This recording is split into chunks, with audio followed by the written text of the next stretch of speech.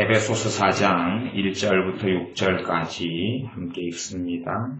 그러므로 주 안에서 갇힌 내가 너희를 권하노니 너희가 부르심을 입은 부름에 합당하게 행하여 모든 겸손과 온유로 하고 오래 참음으로 사랑 가운데서 서로 용납하고 평안에 매는 줄로 성령님의 하나 되게 하신 것을 힘써 지키라. 몸이 하나이요 성령님이 하나이니 이와 같이 너희가 부르심의 한 소망 안에서 부르심을 입었느니라. 주도 하나이요 믿음도 하나이요 세례도 하나이요 하나님도 하나이시니 곧 만유의 아버지시라. 만유 위에 계시고 만유를 통일하시고 만유 가운데 계시도다. 아멘. 에베소서는 사도 바울이 감옥에 있을 때 썼다 하는 옥중 서신 가운데 들어갑니다. 그래서 4장 1절에는 그러므로 주 안에서 갇힌 내가 너희를 권하노니 주님 안에서 갇히었다. 감옥에 갇혀있는 상황 속에서 하나님 말씀을 전합니다. 어떻게 권면하냐 하면 너희가 부르심을 입은 부름에 합당하게 행하여 우리가 주 예수님을 통하여 하나님의 자녀로 불러주신 것은 부르심에 합당하게 행하여야 하는 이유가 있지 단지 그냥 구원만 받고 끝나는 그런 부르심은 아닙니다. 4장 2절에 모든 겸손과 온유로 하고 모든 겸손과 온유로 하라. 오래 참음으로 사랑 가운데서 서로 용납하고 겸손한 것 또 온유한 것은 전부터 말씀을 드렸다시피 우리 주님께서 나는 온유하고 겸손하니 내게 와서 내게 멍에를 메고 배우라 말씀하셨고 참된 그리스도인의 표지 그리스도인의 맺어야 될 열매가 겸손과 온유가 되어집니다. 시간이 주님과 함께 지나고 지날수록 맺어지는 가장 기본적인 열매가 겸손이다. 겸손한 사람들은 항상 배우고 성장하고 자라갑니다. 또한 주님께서 그로 하여금 은혜를 더하시고 은혜를 더하여 주십니다. 단지 온유가 사람 사이에서 관대하고 부드러운 것만이 아니라 근원적으로 하나님 앞에서 부드러운 마음을 가지는 온유. 그래서 하나님 말씀의 씨앗이 좋은 땅에 잘 떨어지면 100배, 60배, 30배 열매를 맺는 것처럼 그런 온유가 있습니다. 오래 참음으로 사랑 가운데서 서로 용납하고 사랑이란 열매는 쉽게 맺혀지지도 않고 또 사랑의 열매가 온전하게 맺혀지려면 이 오래 참음이라는 것이 반드시 동반될 수밖에 없습니다. 우리가 식물을 심어 놓았을 때에 그 식물이 잘 자라서 꽃이 피고 열매를 맺으려면 오래 참음으로 기다려야 합니다. 때에 따라서는 몇 개월, 때에 따라서는 몇 년, 심지어 우리의 자녀들을 키워서 독립할 때까지는 최소 20년 이상의 시간이 흘러가지 않습니다. 4장 3절에 평안에 매는 줄로 성령님의 하나 되게 하신 것을 힘써 지키라. 평안에 매는 줄로 성령님의 하나 되게 하신 것. 성령 하나님께서 하나 되게 하신 것을 크게 두 가지 정도로 이야기할 수 있습니다. 하나는 너희가 물과 성령으로 거듭나서 하나님의 자녀가 되는 것. 그렇게 말씀하신 것처럼 성령님을 통하여 거듭나서 하나님의 자녀가 될 때에 본질적으로 몸이 되어졌고 그리스도의 몸이 되어졌고 그리스도의 몸의 지체가 되어졌고 몸의 한 부분이 되어진 게 사실입니다. 그래서 우리가 물과 성령님을 통하여 거듭날 때에 하나 되게 하신 일이 본질상 일어났습니다. 또 나아가서 단지 우리가 신생하고 중생하고 거듭난다 그래서 하나 되게 하시는 실제적인 그리스도인의 형제애와 형제사랑과 형제우애 속에서 하나 되는 것은 아니고 실제적인 삶 속에 하나 되어지는 것은 우리가 각자가 성령님의 역사하심을 통하여 사랑해 가고 용납해 가고 또한 서로 존경해 가고 겸손해 가고 서로에 대한 서로 안에서 역사하시는 성령 하나님의 역사하심을 따라 각 사람들을 사랑하고 살아갈 때에 실제적인 하나됨이 나타난다. 그렇게 말할 수 있습니다. 4장 3절에 성령님의 하나되게 하신 것을 힘써 지키라. 성령님께서 하나되게 하시는 역사와 사역을 하시는 걸 봅니다. 주님 안에서 주님의 몸된 교회를 하나되게 하시도록 역사해 가시는데 왜 하나되는 것이 그렇게 중요하냐 하면은 하나가 되지 아니하면 우리는 믿음 안에서 성장하고 자라기가 극히 어렵기 때문에 그렇습니다. 어떤 사람들은 스스로가 완전체인 것처럼 생각해서 내 혼자 광야 같은데 수도원 같은데 들어가서 혼자 하루 종일 성경만 읽고 기도만 하고 살아가면 믿음이 성장하고 자랄 것 같지만 그러나 결코 나 홀로 신앙이라는 것은 제대로 정상적으로 성장하고 자라지 않습니다. 사랑하는 걸 배우려면 사람과 부딪혀야 되고 충돌해야 되고 아픔도 겪어야 되고 하는 인내의 과정, 고통의 과정도 필히 동반될 수밖에 없고 또한 우리 자신이 나 혼자 깨끗하고 거룩하게 살아간다 해서 온전한 사람이 되지 못하는 것은 우리의 본질이 내 스스로가 완전체가 완성된 존재가 결코 될 수 없기 때문에 그렇습니다. 우리는 무엇으로 부르심 받았냐 그러면 4장 4절에 보면 몸이 하나이요 그렇게 이야기합니다. 몸이 하나이다. 주님께서 머리가 되시고 예수님 믿는 사람들은 그 몸인데 몸이 여러 개가 아니라 몸은 단 하나이라고 이야기합니다. 이 몸이 바로 교회를 이야기합니다. 교회가 많이 있는 것처럼 지역교회가 나누어져서 존재하지만 참된 하나님의 눈앞에 보이는 교회는 하나이다라고 말씀하고 우리는 이 주님의 몸의 각 지체의 부분들에 불과합니다. 각 지체의 부분들이 아무리 잘났고 아무리 대단하다 할지라도 각 지체의 부분이 어떻게 완전체가 될 수 있느냐 하는 것입니다. 우리가 가령 엄지손가락으로 부르심을 받았습니다. 그러면 이 엄지손가락이 완전해질 수 있습니다. 어떤 식으로는요. 엄지손가락의 기능상으로는 완전할 수 있다 그 말입니다. 그러나 엄지손가락만으로 이 몸을 지탱하고 살 수는 없습니다.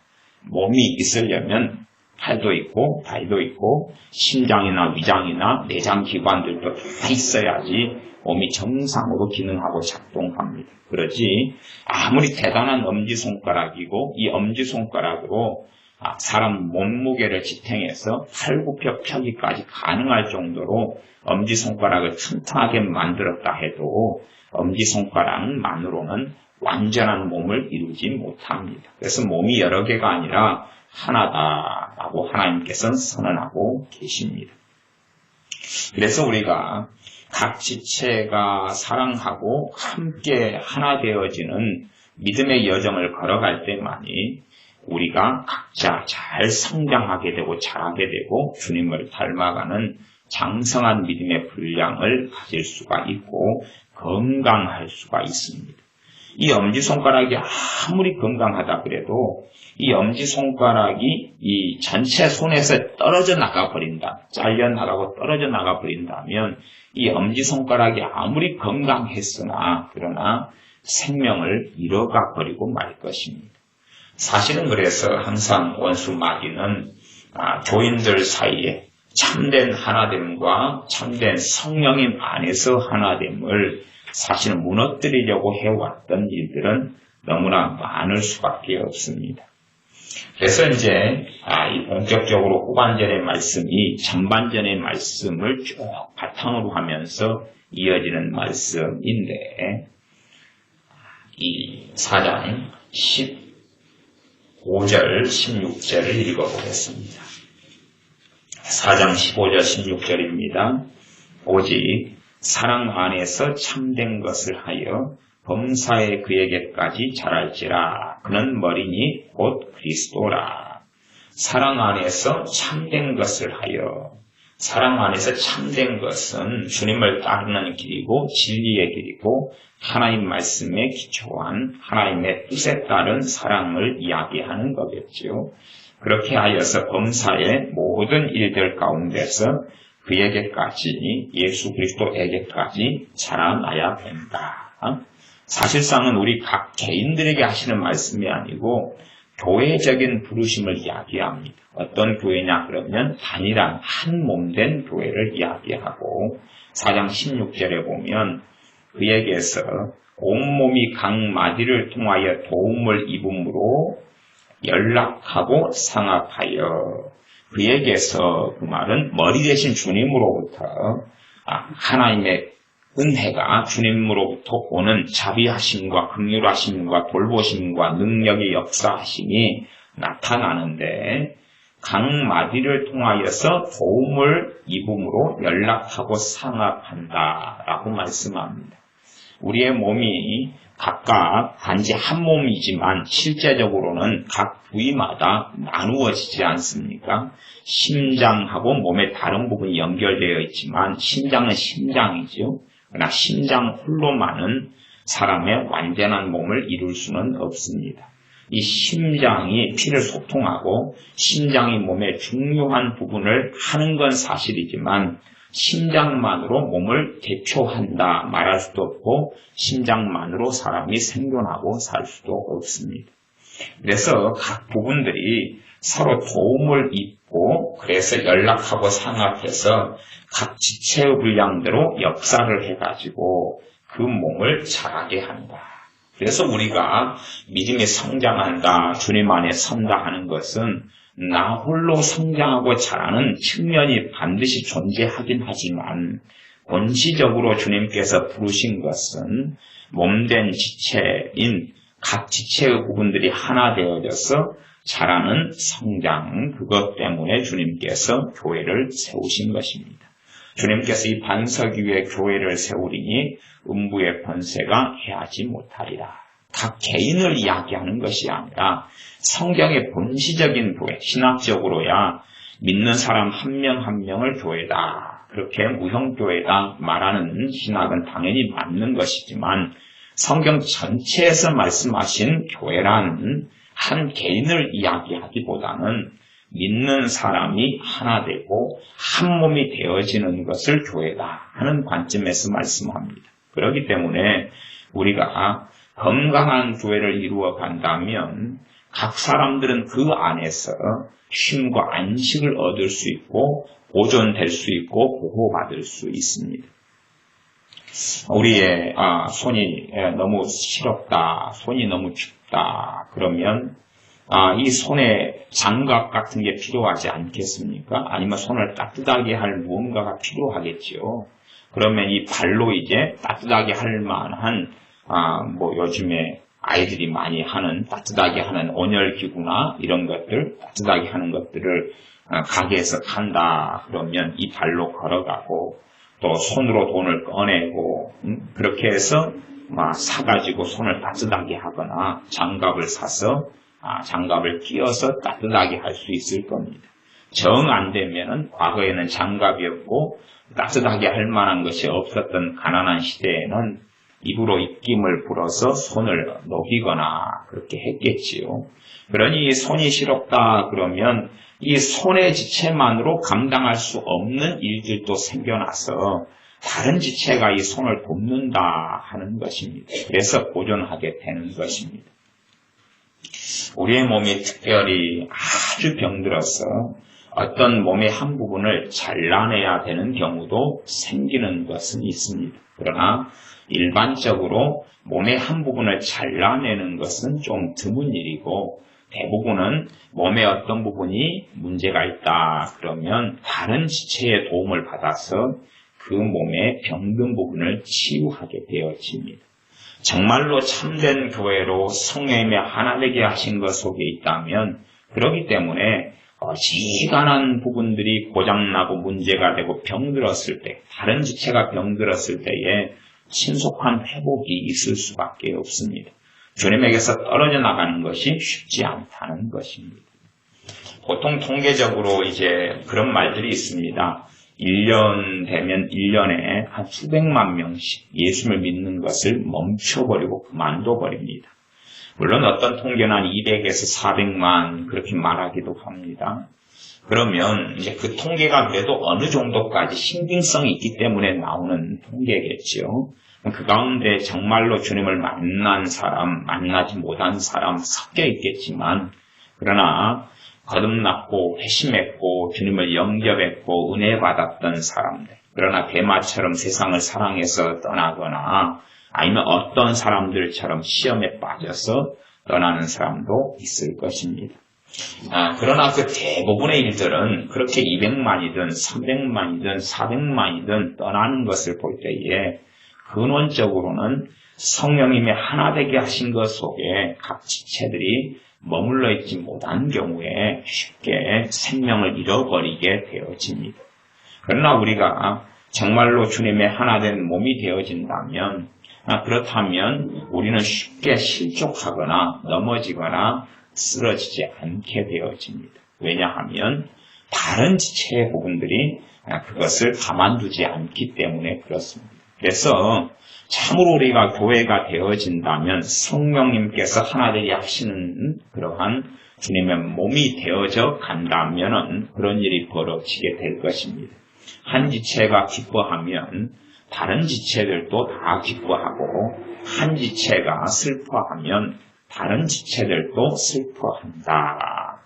우리가 단지 손가락 하나가 다쳐서 피가 흐른다면은 손가락 하나만의 문제가 되지는 않을 것입니다. 우리 몸 전체의 문제가 돼서 이 손가락에 피가 나는 걸 치유하려 그러고, 그래서 약을 바르고 데일밴드를 붙이고 감고 그렇게 할 것입니다. 또 우리가 맛있는 피자를 입으로 먹는다 그러면 이소부화나 어떤 이야기들에서는 그런 일이 있지 않습니까? 손으로 피자를 가져왔더니 입이 혼자 다 먹으니까 손이 성질 나가지고 이 혼자 다 먹냐 이 돼지야, 그리고 했던 그런 이야기들처럼. 그러나 사실상은 입이 먹을 때에 눈은 보고 기분 좋고 손이 가져오고, 그래서 입이 먹을 때에 단지 입만 즐거운 게 아니라 모든 지체가 즐겁다. 손도 즐겁고 발도 즐겁고, 본질상으로는 피자를 내 입으로 먹고 소화를 시키지만 내 몸 전체가 즐거울 수밖에 없습니다. 나라는 존재가 한 존재이고 한 사람이기 때문에 그러하다. 그런 이야기입니다. 그것처럼 본질상으로 우리가 하나가 되어져 가서 주님께서 피로 이 교회를 사시고, 그리고 하나님의 자녀들을 불러서 한 몸으로 불러서 하나로 다 붙여서 연결시켜 놓으신 것, 누구를 통해 그렇게 하셨냐 하면 성령 하나님을 통해서 그렇게 하나가 되게 하시고 되어지는 길로 인도하십니다. 왜냐하면 그렇게 할 때에 우리가 그리스도의 장성한 분량에 이 교회가 이르러 갈 수 있기 때문에 그렇습니다. 우리의 혼자의 몸과 혼자의 신앙으로는 온전한 신앙과 온전한 믿음을 가질 수가 없습니다. 단지 온전하다 생각하는 것이 어느 정도 선을 넘어서는 한계를 넘지 못하는 것입니다. 그런 일상적인 말이 있습니다. 사람은 사회적 동물이다. 그런 일상적인 말이 있습니다. 우리가 지금 누리는 모든 것들이 우리의 선대들이 또 아니면 동시대의 사람들이 일궈놨던 땀의 결과물들을 우리가 누리고 있습니다. 문화도 그렇고 우리가 가진 기구들도 다 그렇습니다. 그래서 우리는 무엇이라고 주장한다 할지라도, 나는 아무리 독립적인 존재라 그렇게 주장한다 할지라도 우리는 다른 사람들에게 항상 의존되어져 있습니다. 이 강대상이다. 그럼 강대상을 누가 만들었기 때문에 우리가 이걸 사용하지 않습니까? 독립적이다. 그래서 교회에서 강대상을 구입했다. 혹은 누가 이것을 구입해 주셨다. 그렇게 말한다 할지라도 누군가가 이걸 만드는 수고를 했다는 것입니다. 제가 아무리 기술이 뛰어나다 할지라도, 물론 그런 기술력은 없습니다만은 이 마이크를 제가 만들 수가 없는 거죠. 콘덴서 마이크를 제가 만들 수가 없고 어떤 기술자들이 만들어서 있는 것을 우리가 구입해서 쓰는 것입니다. 그런 것처럼 사람은 필연적으로 서로 의존되어져 있습니다. 나는 나 혼자 살 수 있어 라고 주장하고 무인도에 간다 할지라도, 그래서 무인도에 떨어질 때를 위해서 필수 지참물들을 항상 보지 않습니까? 아마도 우리 교회 아이들은 간혹 공부하는 걸 보면 무인도에 떨어졌을 때의 항목을 항상 체크를 하더라고요. 무인도에 갈 준비를 하기 때문에 그러는 것 같습니다. 그래서 뭐 라이터든지 성냥이든지 또 나무에 불 붙이는 방법이라든지 이런 걸 열심히 공부할 때들이 있더라고요. 그래서 시간이 되면 무인도로 좀 보내줘야 될 것 같습니다. 맨몸으로 가서 얼마나 거지처럼 일주일 만에 변하는가 하는, 또 얼마나 배를 뿜고 섬에서 무인도에서 생존하는가. 우리 여수의 부속섬이 365개이기 때문에 그 가운데 무인도 섬들이 아주 많습니다. 장군도부터 시작해서 무인도에 과연 내가 다른 사람들을 의존하지 않고 내 혼자 얼마나 생존할 수 있을 것이냐. 물고기를 내가 바닷가니까 잡을 수 있다. 그러면 과연 물고기를 낚싯대 없이, 낚시 바늘 없이 무엇으로 물고기를 잡을 수 있을까 하는 것이지요. 어디 금속을 땅을 파서 추출을 해가지고 낚시 바늘을 만들려면 100년도 어떨 때는 빠를 수도 있을 겁니다. 그렇게 우리는 서로 의존되지 않으면 살 수 없는 존재가 사람이라는 존재이기 때문에 우리는 서로에 대하여 겸손하고 겸비할 수밖에 없습니다. 그것이 우리의 일상적인 사회생활인 것과 같이, 그것보다 더 깊이 예수를 믿는 사람들은 서로 의존적이게끔 서로 연락하고 통해 있고 각 마디를 통하여 서로의 은혜가, 서로의 사랑이 흘러내려갈 때에 온전케 되도록 주님께서 만들어 놓으셨다 하는 것을 우리가 반드시 이해를 해야 됩니다. 그래서 서로에게 있는 하나님의 은혜가 흘러내려가고 또한 흘러들어오고 그럴 때만이 우리는 건강하게 되고 온전케 되어집니다. 어떻게 우리가 하나된 교회가 되느냐에 따라서 우리가 주님을 알아가고 닮아가는 것도 실상은 거기에 달려있는 것이고, 다른 연약한 지체를 쉽게 회복시키고 세울 수 있겠지요. 우리 다리가 부러졌다 그러면 이 부러진 다리를 기부스를 하고 그 다음에 이 손으로 이제 다리를 다리가 다 나을 때까지는 나무 지팡이 같은 보조 기구를 사용해서 짚고 다니고 그러겠지요. 누구를 세우려 그럽니까? 부러진 다리를 빨리 아물게 하고 세우려 하려고 다른 모든 지체는 힘을 다하여서 협력할 겁니다. 그리고 부러진 다리가 다 아물게 되면 또 정상적으로 생활을 하겠죠. 그것처럼 참으로 성령님께서 하나 되게 하신 그리스도의 몸인 지체들이 서로 연결되어져 있다면 병들어도 쉽게 회복될 수 있을 것이고, 연약해져도 쉽게 일어날 수 있고, 영적인 침체가 때로 올 수 있습니다. 우리의 몸은 한 지체 한 부분들이 때에 따라 병들고 아프지 않습니까? 병들고 아프고 힘겨워할 때들이 있습니다. 어떨 때는 기관지나 아니면 편도나 손이나 발이나 다리나 다른 내장 기관들이나 다 안 좋을 때들이 찾아오죠. 그러나 다른 지체의 도움을 받아서 이것을 건강하게 치유하는 것입니다. 정직한 의사들은 그런 말을 할 수밖에 없습니다. 정직한 의사들은 의사인 우리가 수술 등을 통하여 사람을 치료하고 약물을 통하여 사람을 치료하는 것 같지만 진실로는 하나님께서 사람 몸에 부여하신 자연 치유력을 통하여서 사람은 치유됩니다. 사람이 자가 치유력을 믿기 때문에 우리가 의술을 행합니다. 그런 정상적인 이야기를 지혜 있는 의사들은 합니다. 왜 그러냐 하면 사람의 어떤 위가 암이 걸려서 위의 한 부분 3분의 1을 절개를 했다. 그리고 위를 빼놓습니다. 3분의 2가 남은 위를. 그렇게 할 때에 왜 이 외과 의사나 내과 의사가 이 위를 잘라놓고 꿰매놓은 다음에 이것을 꿰매놓은 것 자체가 치유처럼 보이지만 치유는 아닙니다. 치유는 이제 몸에 있는 자가 치유력이 이것을 다 회복시켜 놓죠. 그걸 믿기 때문에 의사가 행합니다. 그래서 큰 수술 같은 것을 행하기 전에는 의사들은 반드시 환자의 건강 상태를 체크합니다. 이 환자가 충분한 영양상의 문제나 건강상의 문제나 회복력을 가지고 있는가, 가지고 있지 않은가. 그래서 나이 드신 분들 같이 영양실조나 회복력이 없는 분들의 수술은 병원들이 다 기피를 하고, 그리고 아주 심각한 경우는 감당할 수 없기 때문에 더 큰 병원으로 보내는 일들이 종종 있습니다. 왜냐하면 몸의 치유력 자체가, 회복력 자체가 없기 때문에 이 위장 같은 것 위에 암을 좀 잘라낸 다음에 이 위장이 정상으로 돌아오도록 다른 지체들이 도울 수가 없기 때문에 그렇습니다. 이것을 영적으로는 병든 교회라 그렇게 말할 수밖에 없습니다.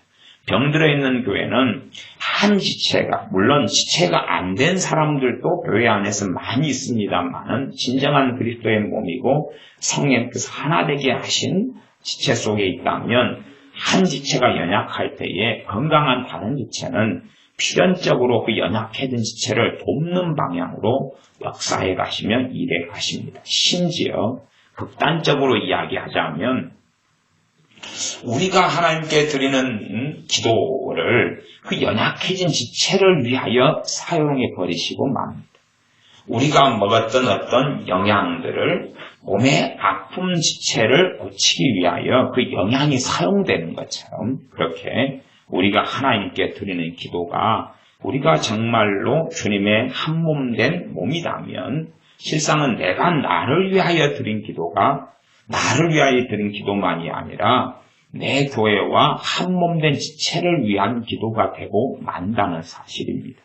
그래서 전에 두세 번 말씀을 전했다시피 우리 주님께서 가르치신 주기도문은 사실은 교회가 하는 기도를 이야기하지 각 개인이 하는 기도를 이야기하는 것은 아닙니다. 그러나 우리의 믿음이 성장하는 가장 중요한 이유, 우리가 믿음의 성장에 가려면 내가 한 몸된 다른 지체가 건강해지면 된다는 사실입니다. 다른 지체가 건강해지면 그 지체를 통한 도움이, 그 지체를 통한 하나님의 은혜가 그 지체와 연결되어 있는 내게 흘러 들어올 수밖에 없다는 사실이고, 주님의 기도는 그래서 우리라는 내용으로 끊임없이 시작합니다. 하늘에 계신 우리 아버지여 시작하고 우리에게 일용할 양식을 주옵소서 기도하고, 우리가 우리에게 죄 지은 자를 용서하오니 우리의 죄를 용서해 주옵소서, 우리라는 기도를 끊임없이 합니다. 그것이 주님께서 가르치신 기도의 본질이고, 그래서 참으로 주님께 기도하는 사람은 사실은 깨닫게 되고 알게 됩니다. 나를 위한 기도가 내 영역에서 결코 머무는 것이 아니라는 것을요. 그래서 우리가 신앙의 여정 동안에 정말로 중요한 것 중에 하나는 내가 얼마나 많은 사람들과 주님 안에서 지체가 되었느냐 하는 것입니다. 베드로 사도가 주님께 그렇게 여쭈었습니다. 주님, 저는 또 우리는 모든 것을 버려두고 주님을 쫓았습니다. 그러니 우리에게 주실 상급은 무엇입니까? 주님께 물을 때에 주님께서 그러면 너희는 영생을 못 얻을 자는 없을 것이다. 영생을 다 얻는다. 주님을 위해서, 나를 위해서 모든 걸 버리고 따른 너희들은 영생을 다 얻는다. 그 다음에 두 번째는 내세에는 영생을 얻고 현세에서, 금세에서는 지금 살아있을 동안에는 너희가 하나님께로부터 100배나 받는다. 무엇을 100배로 받습니까? 부모를 100배를 받고 형제 자매를 100배를 받고 전토를 100배를 받는다. 그러는 것입니다. 그래서 그런 말씀도 굉장한 난해 구절에 들어갑니다. 왜냐하면 사도 바울이 실제로 전토, 주님을 위해서 내어드린 것에 대한 전토는 재산이죠. 재산을 100배나 가지고 인생을 마감했던 것도 아니고, 베드로 사도 같은 경우도 이 로마 황제 네로에게 잡혀서 끌려가서 십자가형을 당해서 죽었기 때문에 대단한 재력과 재산가로 인생을 마감하지 않았기 때문에 그렇습니다. 뭐 도대체 전토 재산을 100배를 받는다는 게 무슨 말인가? 또 부모 형제 자매를 100배를 가진다는 게 무슨 말인가? 하는 난해한 점이 생겨납니다. 그러나 그것은 결코 난해한 문제가 아니라 교회가 무엇인지 이해하면 되는 간단한 문제가 됩니다. 베드로 사도가 주님을 위해서 다 버렸지만 사실상은 가정을 등지고 버린 건 아닙니다. 그래서 다른 성경에 보면 베드로인데 게바가 그 아내를 같이 데리고 하나님 일을 했다라는 성경이 나옵니다.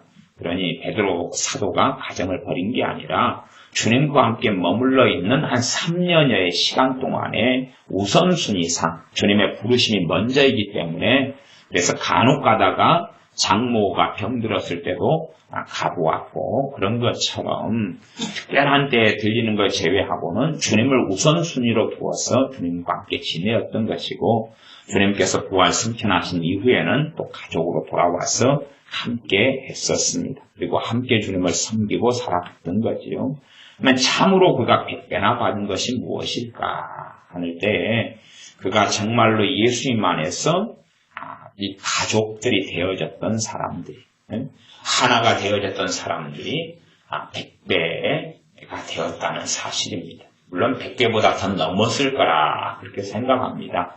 왜냐하면 베드로 사도는 성령 충만한 사람이었고 주님과 함께 동행해서 그의 사역을 잘 마무리했던 사람이기 때문에 정말로 그의 형제가 되었던 사람, 그에게 부모가 되었던 사람, 그가 부모로 정말로 여기고 사랑했던 사람, 그의 피부치 형제 자매로 여기고 살아갔던 사람들이 그가 가지고 있었던 실제적인 혈육의 형제 자매보다 100배는 더 많았을 것이다 하는 것입니다. 과연 우리가 우리의 피부치 형제들이 예를 들어서 한 10명이 있다 그러면 100배가 되려면 몇 명과 가족이 돼야 됩니까? 1000명이죠. 1000명. 과연 누가 그렇게 이루고 살아갈 것인가 하는 것입니다.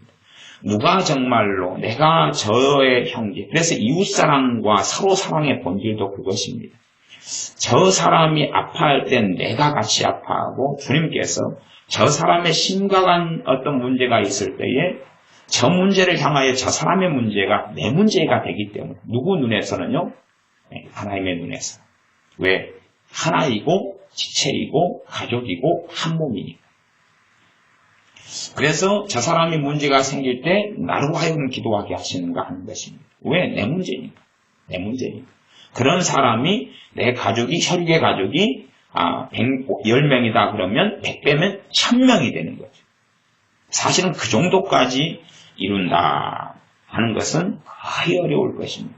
그런데 베드로 사도는 그렇게 인생을 마감했다는 사실이지요. 주님 보실 때에 너가 부모가 100배나 형제 자매가 100배나 있었어 하는 것입니다. 그러니 우리가 이 땅에서 현생에서 정말로 주님과 동행해 살면 현생에서 부모 형제 자매가 몇 배요? 100배. 그걸 과연 이룰 수 있을 것이냐? 100배나 받는다는 걸 그 의미를 정말로 깨닫고 살 것이냐? 아니면 내 육체적인 내 가족 혹은 그 울타리하고 나만 알고 살아갈 것이냐? 그래서 내 자식에게 생긴 문제만 내게 어려운 기도 제목이고 아픈 일이고 나와 함께 몸된 지체된 사람이 없다면 주님께서는 나하고 상관없는 사람들이기 때문에 내게 기도하도록 하실 것입니다. 그러나 내가 다른 지체의 가족이 되어지면 결코 저 사람의 실족하고 넘어지는 것이 저 사람의 문제가 아니라 내 문제라는 것을 알게 해주시겠죠. 우리의 그냥 일상 가정사로 이야기한다면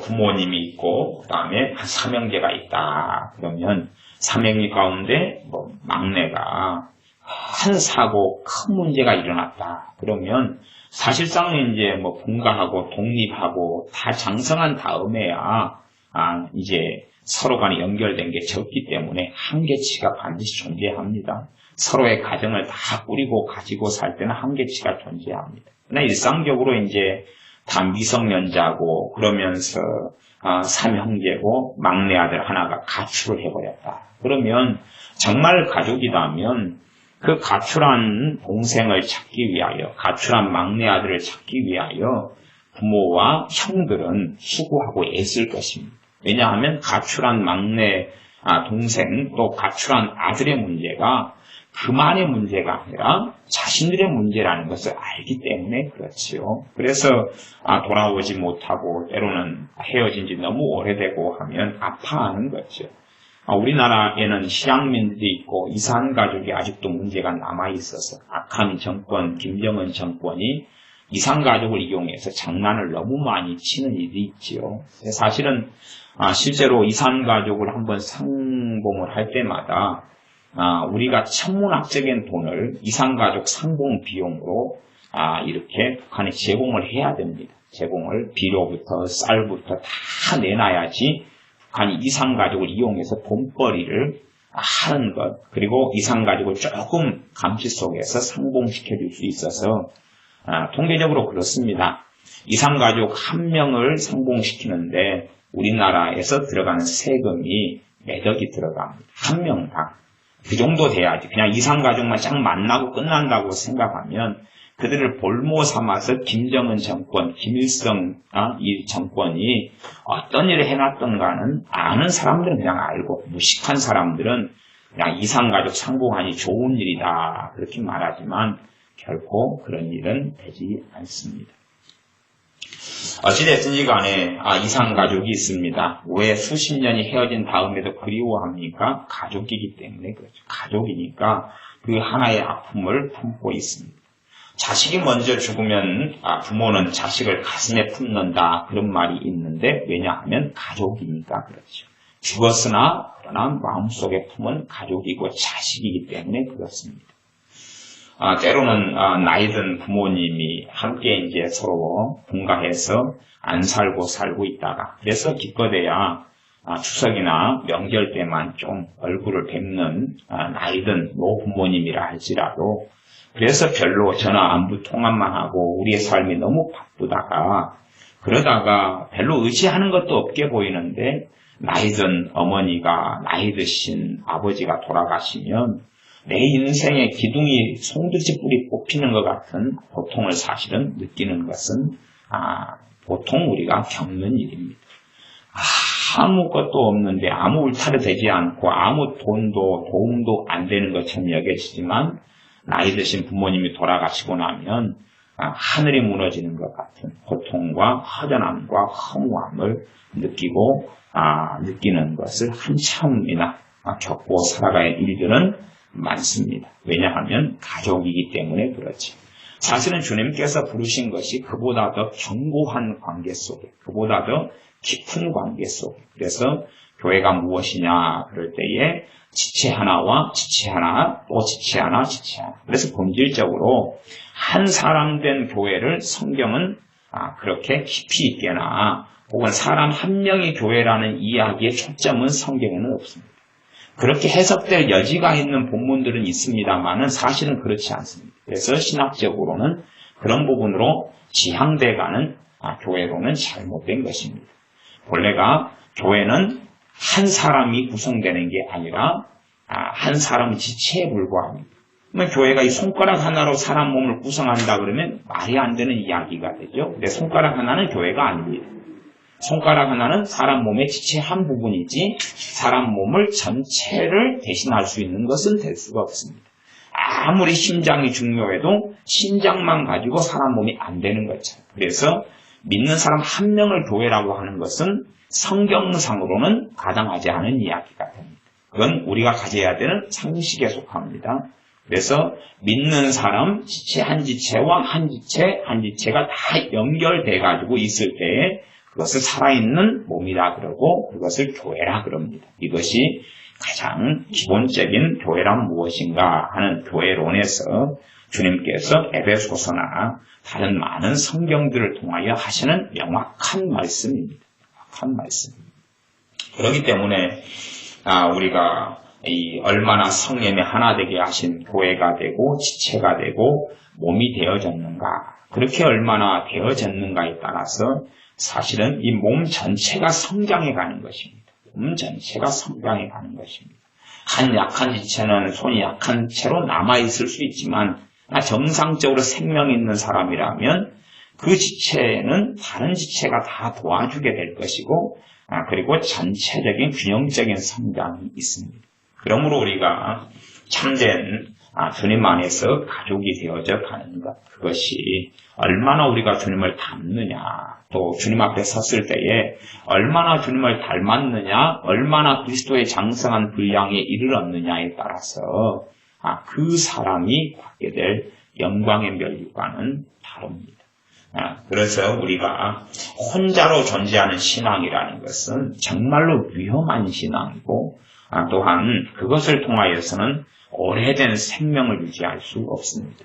이게 참 그런 면에서 어떤 면에서는 목회자들이 불쌍한 면들을 가집니다. 그래서 목회자들 가운데 건강한 신앙과 건강한 모습을 가진 사람이 드문 이유 중에 하나는 목회자 자신은 지도자의 자리에 있기 때문에 자신이 완전체, 완벽체라고 생각하는 경향을 꼭 목회자들은 가지는데 그런 것이 교만의 근원이고 원천이 될 것입니다. 단지 목회자도 머리는 주님이실 뿐이고 몸 중에서 한 부분의 지체에 불과합니다. 단지 하나님의 은혜의 선물에 따라서 4장 7절에 보면 우리 각 사람에게 그리스도의 선물의 분량대로 은혜를 주셨나니 그러면서 주님께서 사도, 선지자, 복음 전환자, 목사와 교사로 주셨다. 그렇게 말씀하시는 것처럼 그리스도의 선물의 분량대로 은혜를 맡은 한 지체에 불과한데 자신은 스스로 선 사람, 스스로 믿음이 장성한 사람, 스스로 주님을 깊이 있게 아는 사람으로 착각합니다. 그래서 본인은 교회에서 떨어져 버리고 맙니다. 단지 다른 사람의 신앙을 지도한다는 명분 속에서, 그러나 하나된 지체 속에서 목회자지만 다른 지체의 도움을 받고 기도를 받고 사랑을 받고 섬김을 받고 또 목회자가 주님께 받은 은혜의 분량에 따라서 다른 지체에게 그 은혜를 흘려보내고 직분을 감당하고 그러면서 함께 몸이 성장해 가는 것인데 그렇게 생각하지 않고 나는 섰다, 나는 깨어있다, 나는 건강하다, 나는 혼자서라도 주님 앞에 설 수 있다라는 착각 속에서 살면서 그에게 미혹이 들어가기도 하고 마귀 역사 속에 또한 잘못된 교리 속에 잘못된 성경 이해 속에 들어가게 되고 맙니다. 정말로 우리가 하나된 교회와 지체가 되어진다면 내 지체의 한 부분인 내가 어려움을 겪거나 영적으로 문제가 있거나 내가 실족하게 되었을 때에 다른 지체들은 다 성령 하나님께서 비상을 거시게 됩니다. 왜? 지금 한 몸 된 지체가 너무 아프니까. 혹시 여러분 그런 거 많이 경험하시지 않습니까? 사랑니가 애리다. 사랑니만 애립니까? 몸이 다 아픕니까? 몸이 다 아프죠.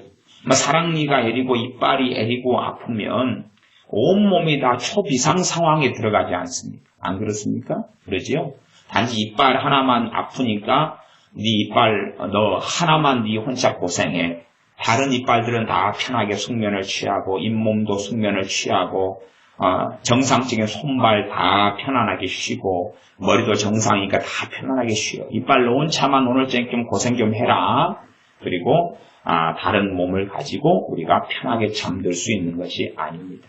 그래서 이 이빨이 애리는 것 때문에 병원을 가거나 참기 위해서 진통제를 먹거나 약국에 사러 가거나 하는 등등의 일을 벌이게 됩니다. 그것처럼 정말로 주님께서 이 교회로 믿는 사람들을 모으시는 것은 그리고 그 교회가 건강한 교회일 때 병들어버린 교회는 그 병든 것 때문에 다른 지체를 다 병들게 만들어버립니다. 그래서 참 병든 교회가 많은 것이 문제가 되지만 그래서 오히려 건강한 지체까지도 병들은 지체가 다 문제를 일으키죠. 가령 우리 몸에 암이 있다. 암이 있다. 그러면 그 암을 방치해두면 그 암이 위에 들었거나 아니면 다른 콩팥에 들었거나 하든지 간에 그 암을 방치해두면 다른 몸 전체를 다 죽여버리게 되죠. 그래서 그러기 전에 암을 도려내고 잘라내야 됩니다. 도려내고 잘라내야지 다른 지체가 살 수가 있어요.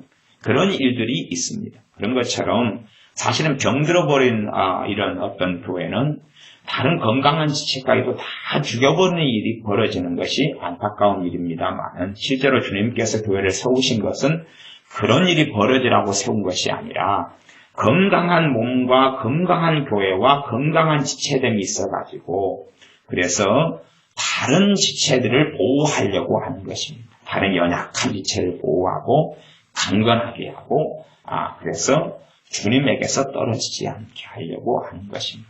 우리는 다 연약하고 우리는 다 신앙의 굴곡도 타고 기도도 많이 했다가 좀 쉬었다가 그렇게 왔다 갔다 하는 것이 우리의 인생사입니다. 그러나 우리가 정말로 주님 안에서 한 몸이 되어져 있다면 우리가 주님 앞에 설 때까지 사실상은 안전하게 되어집니다.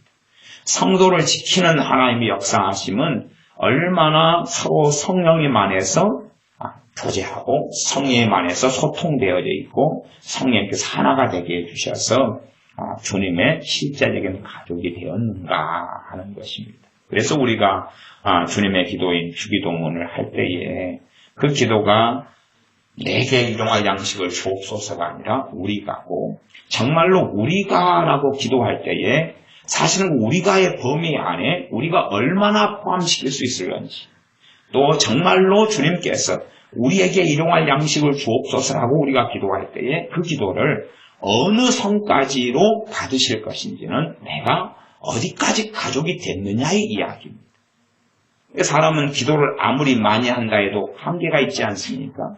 한계가 있습니다. 직장 생활도 해야 되고 가정 생활도 해야 되고 의식주 생활도 해야 됩니다. 그러니 기도를 마냥 특별한 때를 제외하고는 기도를 많이 할 수는 없습니다. 일정한 시간만 내어가지고 할 수 있을 뿐이나 그러나 정말로 주님이 보실 때에 내가 주님 우리가 이렇게 기도합니다. 그리고 내가 다른 지체들과 연결되어 있다면 내 기도가 나만을 위한 기도가 아니라 누구의 기도가 됩니까? 그 연결된 지체의 교회의 기도가 되고 그것을 사용해서 주님께서는 전 지체에게 그 은혜가 흘러가야 합니다. 가족 안에서 아빠의 성공은 아빠의 성공으로 정말로 참된 가족이 되었다. 물론 어떤 아빠들은 자기가 돈 벌어가지고 자기만 쓰는 아빠들이 있죠. 거기는 가족이 아니다 그런 이야기죠. 그러나 가족이라면 아빠가 버는 돈은 당연히 아내에게도 흘러가고 심지어 많은 돈을 벌었다 그러면 아내의 가족에게도 흘러가고 또 자기에게도 큰 도움이 되고 그 다음에 자신의 자녀들에게도 큰 유익이 되지 않겠습니까? 왜? 가족이니까. 가족은 그러하죠. 그래서 아빠의 성공은 가족 전체의 성공이 되죠. 또 참된 가족이라면 자식 하나가 성공하게 되면 다 성공하게 되어지는 것이 됩니다. 제 가까운 가족 중에 그런 이가 있습니다. 제 사촌 형 중에 한 명인데 그 사촌 형이 아주 성공을 했습니다. 성공을 했어요. 자수성가를 했습니다. 성공을 하니까 이 사촌 형은 자기의 성공을 바탕으로 해가지고 자신의 형제들이 많아요. 자기 형제들이 많은데 형제들을 하나씩 성공을 시켰습니다. 하나씩. 사업 미천을 준비하고 심지어는 작년에 이제 돌아가신 사촌 형인데 거기 같은 경우는 옛날부터 그 사업을 많이 시켰어요. 사업을 많이 시켜서 어떨 때는 막 비디오 가게도 하고 장판집도 하고 벽지하고 장판벽지를 함께 하죠. 막 이런 것부터 많이 커튼집하고 사업을 많이 시켰어요. 그러니까 사업을 하는 것마다 무너지고 못하고 망하고 젊어서 일찍 시작했어요. 그런데 그 미천을 다 대고 수고를 하는 거예요. 성공을 시키려고 인내하는 사람. 그래서 이제 좋은 자리, 성장한 자리, 기반을 잘 잡게 되었을 때 갑자기 자다가 이제 그렇게 갑자기 예수를 믿고 있는 상태에서 이제 돌아가셨는데 어쨌든 간에 그 여러 사업을 해도 실패해도 부당하지 않고 그렇게 해서 돌보고 또 돌봐가지고 결국은 7.8기처럼 이렇게 세워놓더라고요. 그리고 또 다른 형제들도 투자하고 심지어 건물을 지어주고 살집을 지어주고 그리고 다 해요. 그렇게 하다가 어떤 이는 이제 가족이 되기를 싫어해서 떠나버리는 사람. 성공을 한 다음에 어떤 이는 그렇게 해요. 저 형제가 자기를 성공을 시켰는데 자기 스스로 성공했다고 큰 소리를 치고 거짓말을 하고. 저도 이제 그 역사의 증인이니까 다 알 거 아니에요. 근데 그렇게 떠나버린 분리되어버린 형제도 있고 또 어떤 형 같은 경우는 이혼했다가 재혼했다가 또 이혼했다가 그런 파란만장한 삶을 살다가 객지로 타지로 떠돌다가 다시 이제 몇 년 전에 돌아왔어요. 이제 살 집을 마련해주고 다시 재혼 다시 하도록 준비하고 그렇게 해가지고 사업을 준비하고 기반을 마련해주고 지금은 함께 일을 시키면서 이제 준비를 시켜주고 있는 그 몇 년째 과정 속에 있습니다. 그러니까 한 사람이 성공하니까 자기가 성공한 것을 가지고 그걸로 나만 잘 살을 찌우는 게 아니고 그걸 기반으로 해가지고 형제들을 하나씩 살려내는 걸 보면 참 존경스러운 사람이다. 물론 지금은 이제 이번에 교회 장로님이 되셨다든가 어쨌다든가 저도 옆에 교회 사정인데도 잘 그러네요. 어쨌든 간에 전에 안수 집사님이셨다 장로님이 되셨다든가 어쨌다든가 제가 솔직히 감감이어서 관심이 덜했어요. 요즘에는. 어쨌든 간에 그분의 인생과 삶을 놓고 보면 가족이 무엇인가를 알게 해주죠. 자기의 성공으로 멈추지 않고 끊임없이 인내하고 사랑하고 그 열매를 맺어내는 것을 봅니다. 그것이 가족이니까 그러죠. 정말로 내가 주님께 가령 예를 들어서 하나님 제가 말씀이 내가 빈약하고 하나님 말씀에 은혜 받고 싶습니다. 하나님 말씀이 깨달아지게 해주십시오. 기도하면 주님께서는 이 기도를 어디까지 적용을 시키실까? 주님 보실 때에 누구에게까지 적용시키냐 그러면 한 몸의 지체까지만 적용을 시키시고 지체까지만. 그 기도가 효리 있게 하시겠죠. 정말로 가족이면 한 자식의 성공이 그 자식만의 성공을 끝나지 않는다고 그랬죠. 근데 가족이 안 되는 사람은 자기가 성공하면 도망가 버립니다. 아시죠? 로또 당첨된 다음에 짐 싸들고 떠나는 사람들. 그지요? 알지 않습니까? 모든 걸 다 접고 떠나버리죠. 왜? 돈이 20억, 30억, 23억. 23억 앞에서는 그래서 어떤 부분은 그런 감사 기도를 드렸다 그럽니다. 왜냐하면 먹고 살기 어려우니까 안 헤어지고 산 거예요. 로또가 당첨되면 이혼해버려요. 이게 대한민국 부부 가운데 로또가 당첨되면 이혼해버릴 부부가 심지어 어떤 사람의 통계에 의하면 절반 이쪽 저쪽이 될 거라고 이야기합니다. 로또만 당첨돼서 돈주머니만 가지고 있으면 당신 필요 없어. 당신의 역할은 다 했어. 그렇게. 그래서 차라리 로또가 당첨 안 된 것이 감사하다고. 그래서 돈이 풍족하게 없었으니까 안 헤어지고 살았다 하고 젊은 시를 회상하는 노부부가 있더라 그 말이에요. 네. 그런 것처럼 정말로 돈이 좀 생기고 나면 그 다음에는 어찌 되느냐는 것이. 정말로 가족은 그것이 내 것이 아니라 우리의 것이지요.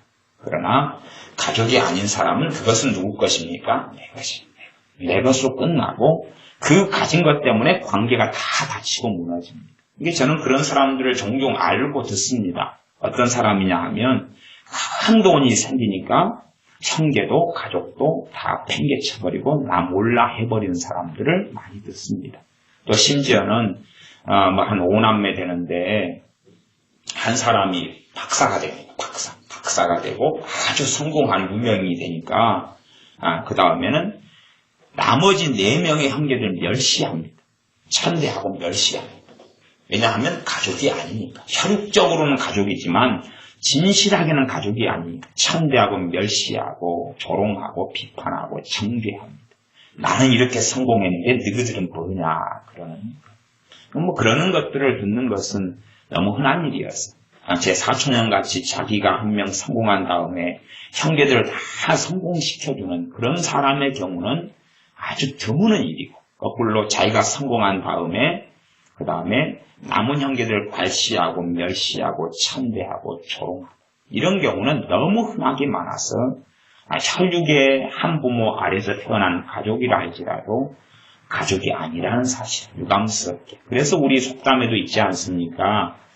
형제보다 이웃 사촌이 낫다. 그런 이야기가 있습니다. 정말로 예수님 안에서, 그래서 요즘에는 교회 안에서 내 허물, 내 부족함을 드러내는 게 얼마나 두렵고 떨리는 일입니까? 내 허물이 드러나 버리면 그 허물로 인하여 정죄받아야 되고 공격받아야 되고, 허물이 있으면 덮어주고 감추어주고 사랑해주고 섬겨주고가 아니라 공격하고 정죄하고 누가 높네 그리고 죄고. 그래서 사실상은 이 사랑을 이루어가는 게 참 어렵다. 그렇게 고린도전서 13장을 말씀을 전할 때 이야기했던 것은 가보십시오. 주님으로부터 부름받은 사도들이 12명이에요. 12명. 근데 주님하고 사랑하면서 함께 살아왔던 세월이 3년인데 더 이상이 되는데 그 주님의 공생의 마지막 때 시자들은 무엇으로 다투냐 그러면 누가 높냐 그리고 다툽니다. 그러면 정말로 사랑을 이루었다는 이야기입니까? 못 이루었다는 이야기. 못 이루었다는 이야기. 제자 12명과 함께 먹고 마시고 생활하고 자고 그렇게 해서 3년을 넘게 살았어요. 누가 되게 하시기 위하여? 교회가 되게 하시기 위하여. 가족이 되게 하기 위하여. 서로 그래서 주님께서 마지막 십자가에 달리시기 전에 제고 제자들에게 많이 하신 말씀이 서로 사랑하라. 내가 새 계명을 주노니 서로 사랑하라. 이 가족이 되고 교회가 되라 말씀하신 건데 제자들은 그렇게 되지 않았습니다. 누가 높으냐 하는 이야기로.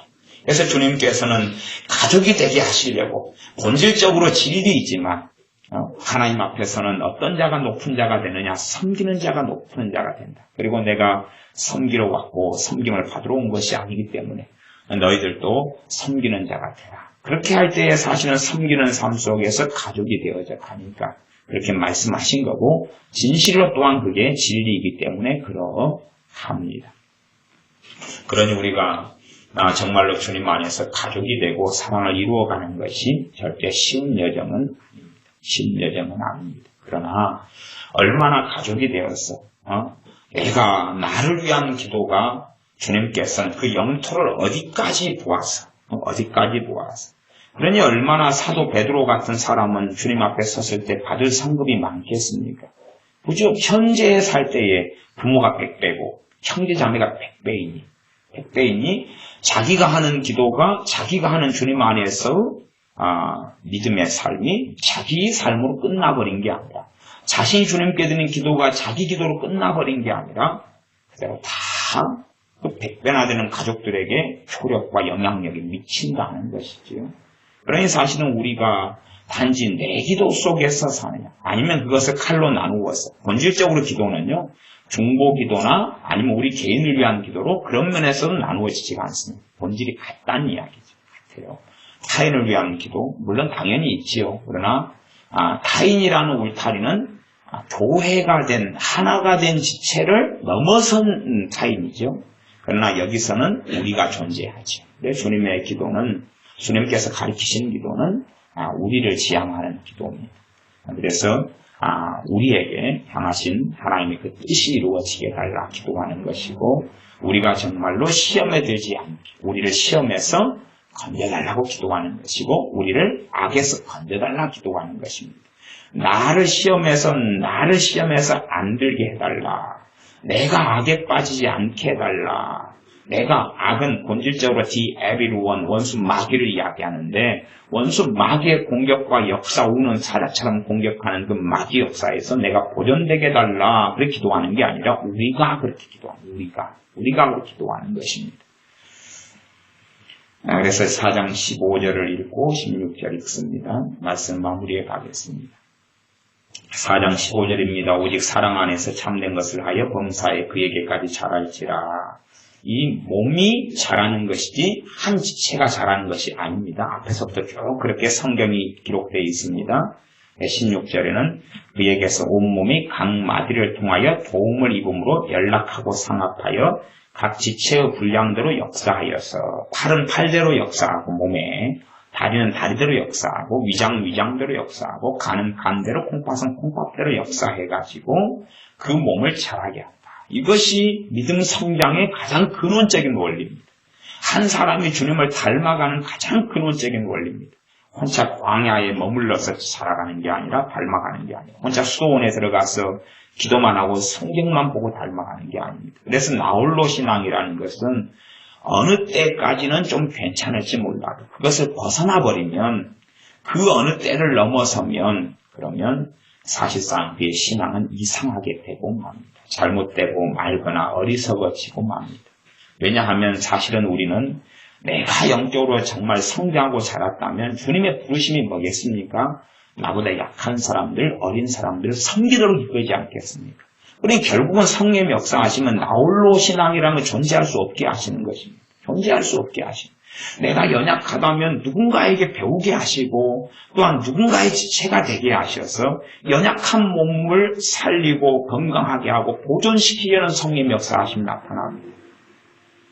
그래서 1년에 몇백만이 주님에게서 떠나든지 간에 사실상 그들은 참된 교회를 이루지 못했기 때문에 그렇습니다. 참된 교회를 이루지 못하면 떠나가고 흩어지고 헤어지고 맙니다.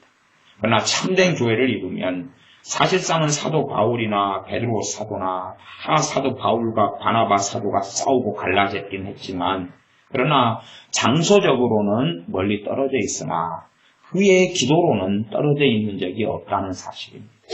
지금처럼 이렇게 비행기가 있고 차가 있고 이래서 쉽게 만날 수 있는 환경이 아닌데도 불구하고 그들의 기도상에서는 헤어진 적이 없습니다. 그래서 여러분들이 이 13개의 사도 바울 서신, 물론 히브리서에 대해 저자의 논란이 있습니다.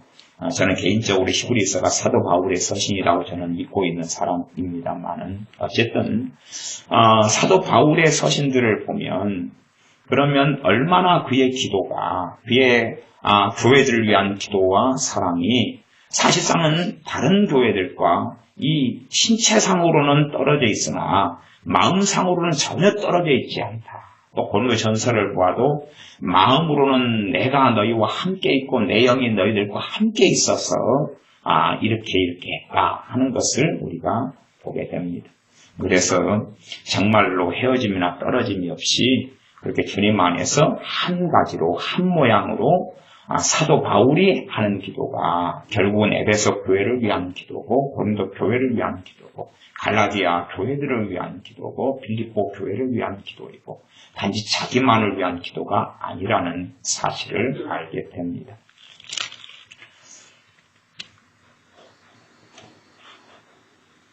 그래서 에베소서 1장으로 가면 그까지는 다 볼 필요가 없습니다만은 제가 1장에 보면 사도 바울의 유명한 기도가 에베소 1장하고 3장에 이렇게 나와 있습니다.